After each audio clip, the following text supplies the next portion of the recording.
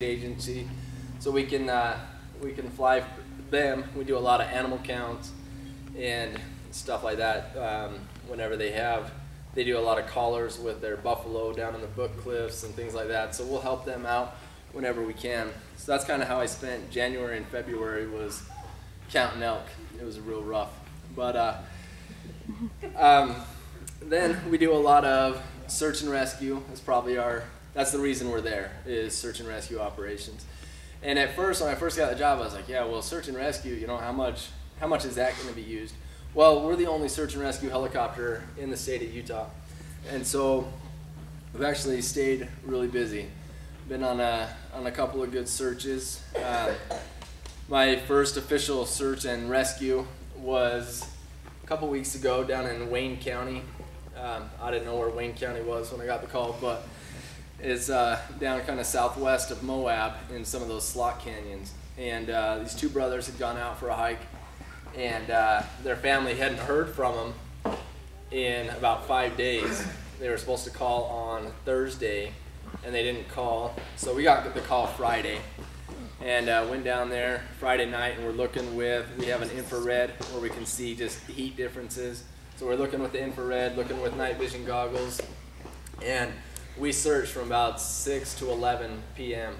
and couldn't see anything where they're supposed to be. And so we stayed in Moab that night, got up the next morning, started searching again. And we're able to contact the family, get some information from them, and they said, oh, they're supposed to be in this canyon. And so we went searching that canyon again. We'd already searched it at night, but we searched it again, and we kind of came over this ledge, and we saw a body down at the bottom. And so we're like, wow, it looks like a body. So we kind of looked and turned the helicopter, and when I look ahead, and just ahead of me and slightly down, there's this crevice in the cliff, and this is about a 200-foot cliff with a hole about 40 feet from the top. And I could just see a little bit of movement in there, and about 3 feet from the opening, there was a guy in there holding a sign, waving. And after quite a bit of coordinating the search efforts, getting the search teams in there, there's nowhere to land, so we had to do skid loading. I know you guys probably don't teach that here, but so we did a lot of skid loadings on the rocks where so they could insert the teams there.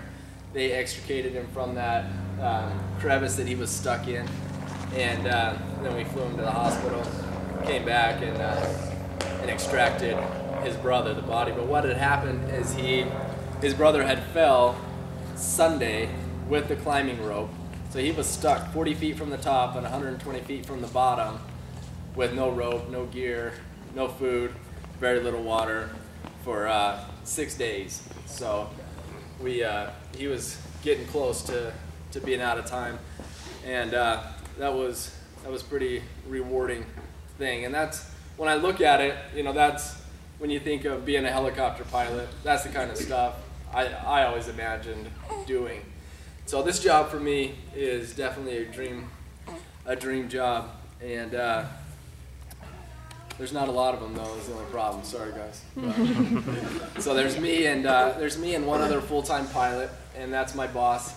He's also a captain in the Army National Guard, and he's been activated. So now I get to do a lot of the not so much fun stuff in aviation, and do all the paperwork and try to run the Aero Bureau, but it's been a good experience for me as well. Some of the hurdles, I want to talk a little bit about, some of the hurdles and some of the things that we have to overcome in order to get a job in aviation. And some of these are perceived hurdles, or just ones that you'll hear about, but they're not necessarily something that's real, in my opinion. So all growing up, I wanted to be a pilot, and I've got two uncles that are pilots, and one of them, his dream was to always, they're both airplane pilots, but his dream was to always fly for the airlines. And he worked and got his stuff, got some experience, applied for a couple jobs at the airlines, but he kept getting turned down because he didn't have the necessary credentials. So airplane pilots have to have a 4-year degree to work for the airlines, but he wouldn't go get his 4-year degree. So he was always bitter and always complained, well, I can't get a job with the airlines even though I have this many hours. But they all said, well, we'd hire you if you had a 4-year degree. So he wasn't willing to put in the effort or do what it took to get those jobs. I had another uncle that he was on the fast track, everything was doing good, he got a great job after being an instructor, as an airplane instructor, flying cargo. And he did that for a couple months and then quit. And he's been an RV salesman ever since.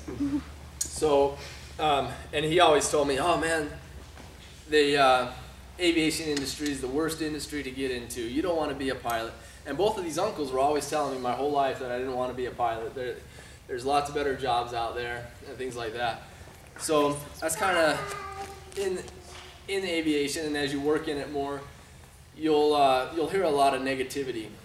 And I should have maybe cleared it with somebody before I started talking, but I don't like the forums, like Just Helicopters forums or things like that, where people get on, and you guys have probably seen them or will see them at some point. The last time I read a forum, I was about 2 months into school, and I just said, man, this is ridiculous. I don't want to subject myself to that, because there's so much negativity on there, and everybody's complaining and whining about the industry, how nothing goes their way.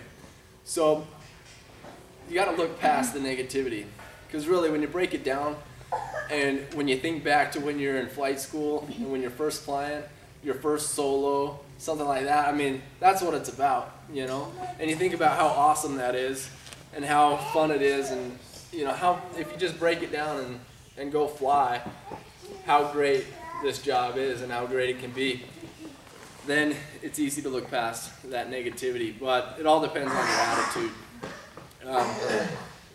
Another one that you'll hear a lot about is the pay. The pay is horrible. You can't make any money. You can't make any money as a helicopter pilot. There's some truth to that. You're not going to get rich. You're not going to, you're not going to live in a big mansion up on the hill. Unless you invest wisely. Right. After your loans are paid off. Yeah. But one thing is, there are jobs out there, and the money is good money. Even like if you look at the airlines, everybody's like, oh man, in the airlines they make $300,000 as a captain for Southwest or whatever. Yeah, that's true, but it takes you 19 years to get there, and then you retire the year after that. It's really hard to make money as an airplane pilot as well. But a good job for them starting out is like $16,000 a year. So if you get done being an instructor, you can go down to Papillon in Las Vegas, and your starting salary is $42,000 plus tips. Tips can be great. I paid for all the hospital bills for my second son, all in tips. So tips are good. But so the money is good up front. And ever since I started, my wife has never had to work. So I've been able to support me, my family, and now 3 kids on being a helicopter pilot. And I've been able to, we have a house and got a car and, 3 meals on the table, stuff like that. It's not as dismal as people try to make it sound. It's a wonderful job, and it's very rewarding. And another one that you'll hear a lot about is it's hard to get jobs. And and that's what my uncles told me all growing up was, man, it's the worst. It's the worst industry because you'll never get a job. You can't get a job, anything like that. Well, it's hard to get a job anywhere. I mean, what person do you know that, no matter what industry they pick, no matter what they go to school to be, it's hard to get a job. It's not easy, especially if you have a bad attitude. But if you've got a good attitude and you're a hard worker and a go-getter, then you're going to get those jobs. And what I always told my uncle from the time I was 8, when they first told me not to do it, was it didn't make sense to me at 8 when he first told me, you don't want to be a pilot because there's no jobs. I was like, well, there's got to be some jobs, and if there's a job, why can't it be me? And that was kind of my attitude that I always had, is if there's a job out there, why can't it be mine? And so I worked hard and got to where I'm at today. Got a little bit lucky with this job. But if there's jobs out there, and that's the bad part that I don't like about those forums. If you go on there, there's no jobs. I'm an instructor. I've been an instructor. I can't find any jobs. There's a lot of jobs. When I was doing EMS at Air Med, then we had We had 40 jobs open all the time throughout the U.S. Biggest advice I can give about finding a job is go where the job is. Be willing, spouses might not want to hear that, but be willing to go where the job is, because it makes it a lot better for you. Those people that are working a week on and then trying to go home on their week off and working back and forth makes it really tough, and there's a lot of strain on families, and that's a hard thing to deal with. If you're not happy at home and your wife's not happy, then it's going to be really hard to go to work. And so, as a spouse, my spouse has been great, been very supportive, and she's been a trooper. She's kind of gone through a lot, but she's done it. And so you got to kind of support each other and be willing to move to where the jobs are. We moved 7 times in 6 years. So you got to be willing to do what it takes. You can't, right out of flight school, say, all right, I'm going to be a helicopter pilot in Salt Lake, because you're not going to get a job. But if you said, man, the only thing I want to do is get a good job, and you'll go anywhere, then you can get a good job. And you can get good paying jobs. And then you can work a few years and get to where you want to be, get to where you want to end up. Have a goal in mind that you want to work towards. And if you do that, then I think that there's jobs out there and you can get them. And a couple of other tips for getting a job. One of the hardest things to do to get as a pilot is night experience. So I don't know, what your rules are or what the school says about flying at night, but I would fly, it says that you have to have a minimum of X amount of hours, for your private and X amount of hours for your commercial. I would get as much as you can. Instrument flying, if possible. I don't know if that's okay, but but as an instructor, as a student, fly as much as you can at night. If you can do instrument stuff all at night, that would be great, because that 100 hours of nighttime is the hardest milestone to get to. People in the industry look and they're like, okay, I need 2,000 hours, and that's all they focus on. Then they get to 2,000 hours, but they have 30 hours of nighttime. Then you're never going to get a job doing EMS. So nighttime is huge. Okay, if you get the nighttime, everything else will kind of come along. So that's really the biggest one, is to try to get your nighttime, because there's not a whole lot of those 1,000-hour jobs that do nighttime. If you do tours down to Las Vegas, then you'll get a little bit here and there.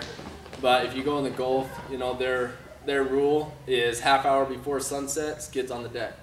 So you're not going to get any nighttime doing that. And that's something that's really hard to get. I think that's about it.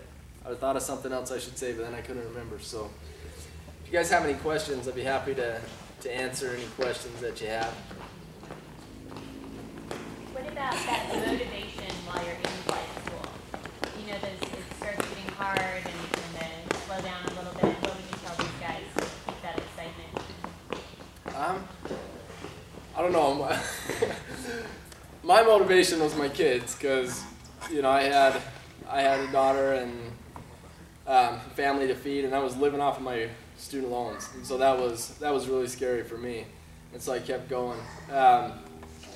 But biggest thing is again with your attitude, what you